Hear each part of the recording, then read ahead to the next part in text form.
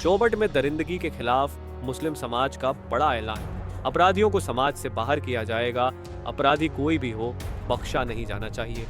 चौबट में नाबालिग बालिका के साथ हुए दुष्कर्म के जघन्य मामले ने पूरे इलाके को झकझोर कर रख दिया है। यह जघन्य अपराध न सिर्फ कानून बल्कि मानवता के लिए कलंक है। इस गंभीर घटना को लेकर शुक्रवार शाम चौबट के मुस्लिम समाज ने आपात पत्रकार वार्ता की। समाज के प्रमुख सैयद आमिरुल हसन ने स्पष्ट और तीखे शब्दों में कहा, ऐसा कृत्य इस्लाम की नजर में सबसे बड़ा गुनाह है। इस्लाम में अपराधी अगर शादीशुदा हो तो उसे पत्थरों से मारकर मौत तक की सजा दी जाती है। हम मांग करते हैं कि ऐसे अपराधियों को कानून सख्त से सख्त सजा देवे। मुस्लिम समाज किसी भी कीमत पर अपराध का समर्थन नहीं करता। उन्होंने बताया कि जुमे की नमाज के उपरांत मुस्लिम समाज की बैठक में एकमत से निम्न निर्णय लिए गए। नशा, जुआ, सट्टा और महिलाओं बच्चियों पर अत्याचार करने वालों का सामाजिक बहिष्कार किया जाएगा। ऐसे लोगों को किसी भी प्रकार की सहायता नहीं मिलेगी। समाज उनसे सभी संबंध समाप्त करेगा। साथ ही ऐसे लोगों पर कड़ी निगरानी और तत्काल पुलिस को सूचना दी जाएगी। समाज की ओर से दादा मियां ने यह भी संदेश दिया कि हम शांति और कानून के साथ हैं। अपराधी चाहे किसी भी समुदाय का हो, उसे सख्त सजा मिलनी ही चाहिए। कि अभी जो घटना हमारे चौबट में घटी, तो पूरे मुस्लिम समाज की ओर से मैं इसकी कड़ी निंदा करता हूं और किसी भी तरीके से हम इसको अप्रिशिएट नहीं करते हैं और हम इसकी कड़ी निंदा करते हैं। और हमारे धर्म के पॉइंट ऑफ व्यू से अगर मैं बात करूं तो हमारे धर्म के हिसाब से ये एक बहुत ही घोर अपराध है, जिसकी सजा ये है कि अगर कोई व्यक्ति ऐसी हरकत अगर करता है तो उसको 100 कोड़े लगाए जाते हैं इस्लामिक धर्म के अनुसार। और अगर शादीशुदा व्यक्ति अगर ऐसी कोई हरकत करता है तो उसको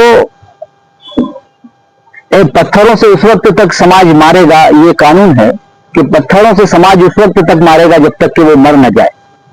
तो हमारा धर्म इस बात को कहता है और इस चीज की कड़ी निंदा करता है। और जो घटना अभी हुई तो हम उसके बारे में ये कहेंगे कि उनको ऐसे अपराधियों को कड़ी से कड़ी सजा देनी चाहिए।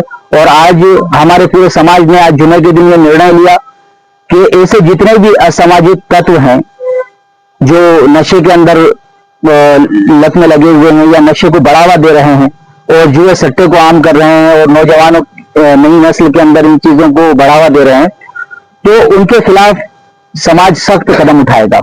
पहले तो उनको हम प्यार से समझाने की कोशिश करेंगे। अगर वो समझते हैं तो बहुत बेहतर है, और अगर नहीं समझते हैं तो फिर समाज बहुत कड़े कदम उनके खिलाफ उठाएगा। उनके लिए कब्रिस्तान भी ऐसे लोगों को नहीं दिया जाएगा। अगर उनकी मृत्यु होती है तो कब्रिस्तान में उनको दफनाने की इजाजत नहीं होगी। इसी तरीके से और भी जो सामाजिक सहायता है, ऐसी किसी भी सहायता को उनको नहीं दिया जाएगा। उन तमाम सहायता से और उन चीजों से उनको वंचित कर दिया जाएगा।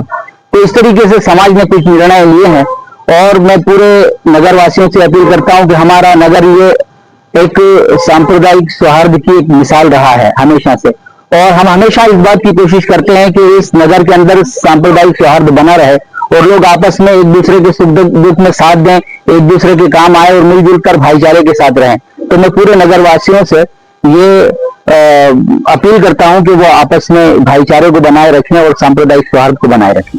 पत्रकार वार्ता के दौरान बड़ी संख्या में मुस्लिम समाज के वरिष्ठ जन और युवा मौजूद रहे।